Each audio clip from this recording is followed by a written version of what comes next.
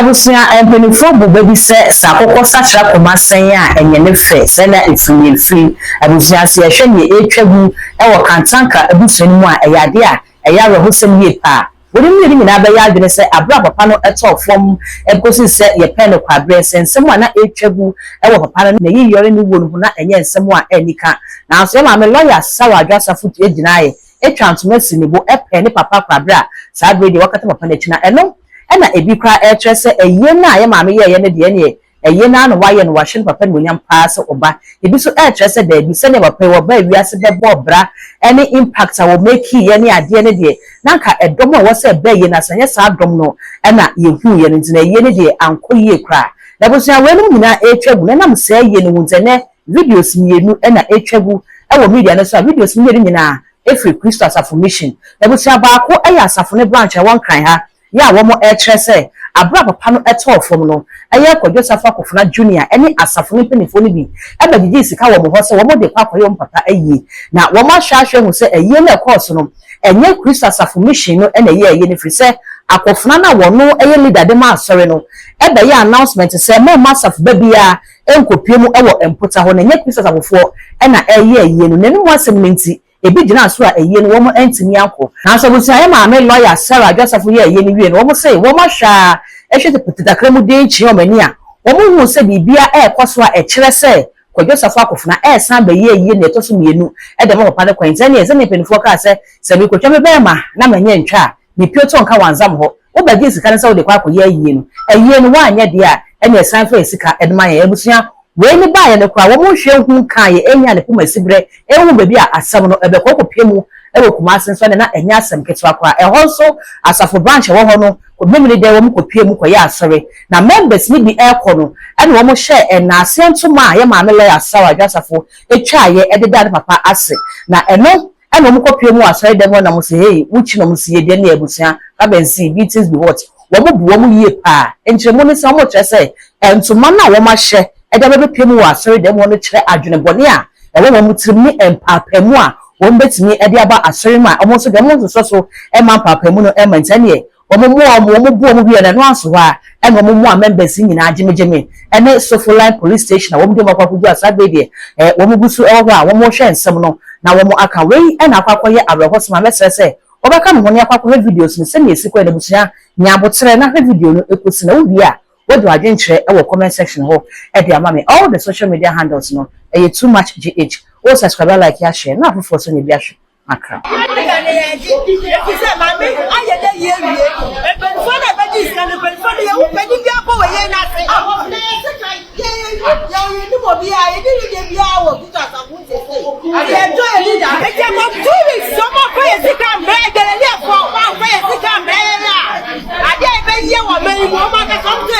say ya nye year ye ko ba bisi ya sa de ko enti esre wo mu ye hia esika pa na sanse hu ho to say ye birthday ye baji we say ye nya di odi anim amie hu say bibia ye pepe pa one cd yen galeria for ye ni bi say wo ma hu so sika na ye de pa say ye mu ye be sie wo go be ye sika say wo ba be wo ye na wa nye na ye na wo be di no sika be di birthday ye ni anya sika ya anya ye sika na ni ya ni bi so sa be di ya ka wo fa sika ma ye o wa be you for it na si share date ni ma say 30th na answer it is a 30th na answer na not just ye na ye okay ada ti na ye ka be wo be so ba wo Hello. O ma share dia Asafo la station. Como dia Asafo la police station.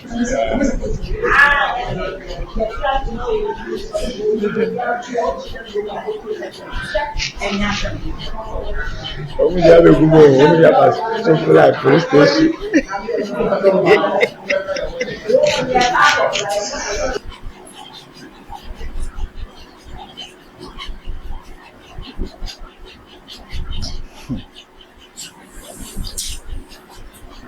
Simon.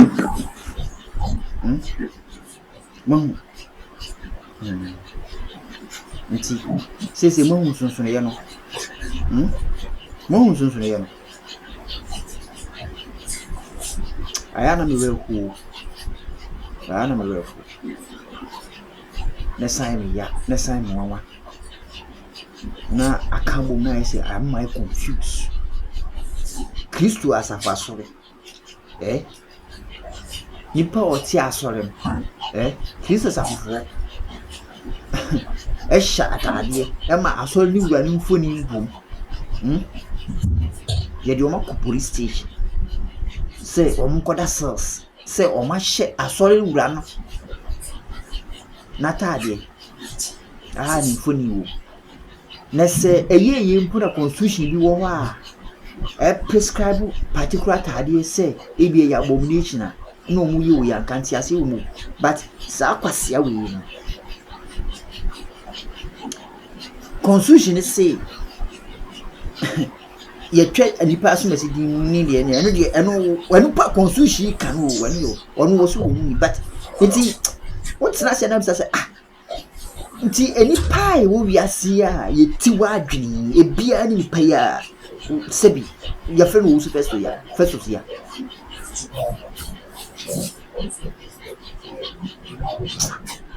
mi hu kasa kura mi kan fan kire no na osu mi hu kasa mi kan fan kire wo because this is 100% your directives senye wo ene wa ma directives say saadi we nkoso wo branches a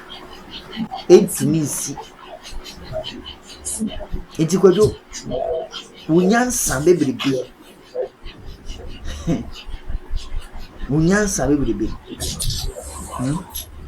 anu ni yi hu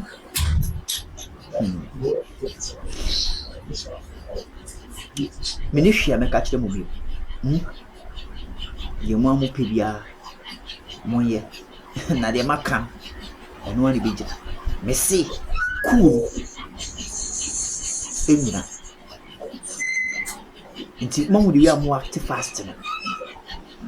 na nsan ne ye digbo yi sisu gidi mo hu se de mo ye mo nyama pa ene mo ko communal be na mo kutiti gatem ndi kam na simo so ma posti then na mo ye for people to see say enipa ne ye genuine person or ye state man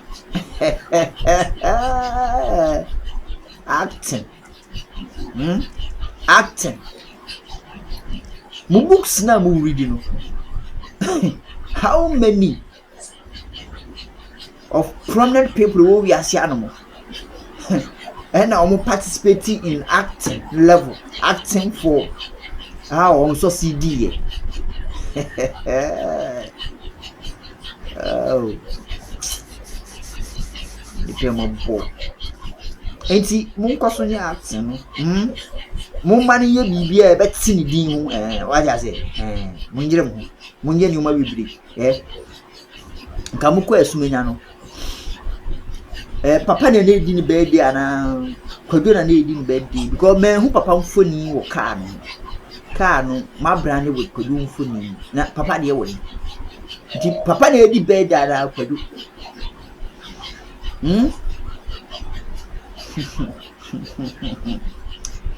ozu nu nyame bedi esi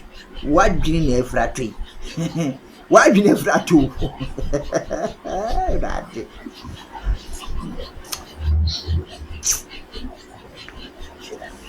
jina na nyina enti die mu be bia be kire se enye nipa na edi ade no bibia mu be bia kire se enye nipa na edi ade no enti ye di asomdwe yi with 3 months that day now we create now can o confirm me say you come which in the first time in the history na yenti sase ni bi o create some plan ntu na udi akudo company ado come who leader na ye dia so yi o nurse eduma o ye ni say acting chair who yi executives nya sana matu mu afi nya sana matre say Oma asoro for the year fasting. Say enye kodu ne beba na omo do omo nye fasting. Omo ye fasting wi na say ukodu na fasting so ka kire omo say. Nyagopon akasa. Nti osi kodu na eba. Yo. Nyansa no mafo. Ene say ukohye akupuom. Edi du kosi so. na ni nua e ba abehwe na wushu command se omu ku ni nua no na nyansa no e adwuma na ka de ni se ni wakote baabi ya ade no o se wo wia no wakote baabi ya ade nti nkrofo e ba so ni bi tiu ba no so but ni wakote baabi ya ade ni mu obi e de nsapan de ni keke na e ba abehwe no o si mo se ni pa fulu mu tiu se o ba abehwe ade a na de na wo ye o wa obi ba o bo tiu so ye ro ye ni unyansa ade number 5 ene se aka nansa ama ya Kantanka yi na was beti high level of wisdom say ye mama obi anko went ni amfa one word pan to abonti say yes nti ye ni o kan kira sa akeke unyansa o wakosuku nfu unyansa number 6 ene se 1 week interview tum say ye ko na ase okuma ase no uti no organize program ama asole mbei o high bass ma obi afro bai e hia mu e wa wo hia bontene so wo hunya sane ma na wo ye wa bra na Kantanka na ase de e koso uwie unyansa no ma 6 ene se wa bo obi tuo no wakunu ajo wuye ase na wote no second chance nyama no because ade no bi enu a eto na owu nti ye mfa sa adwo owu adwo is not exist owu nti we waku obi awie mu na wawie ababonte abetwa tro a kire media say mo ye made awie ponko mu fie na mo te se bibi se esi o yo yate nti unyansa to aso ne say afi de wo yo do edit na wo do wo bi wo do ni bia anka ka yikitikiti mche Kantanka na yenhwe Kantanka se ne ba no wasi ni fom nti fo na sam ye adwuma na maso bi emra wo do wo yo bi adi afi unyansa no baby abedu ni say wa madalachi say so obi biala hye atade a Kantanka mfo ni bomu a omede ko ne na ase sum na omo pam ni fia so dem yo unyansa no matre afi de ye de ebima ko police station say omo ko da cells adan a omo akwasoro humida na atade omo chen Kantanka mfo ni bom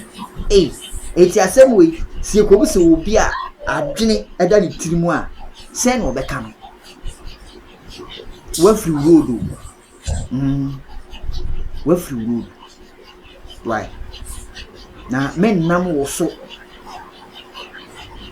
ma me medane nkekanwa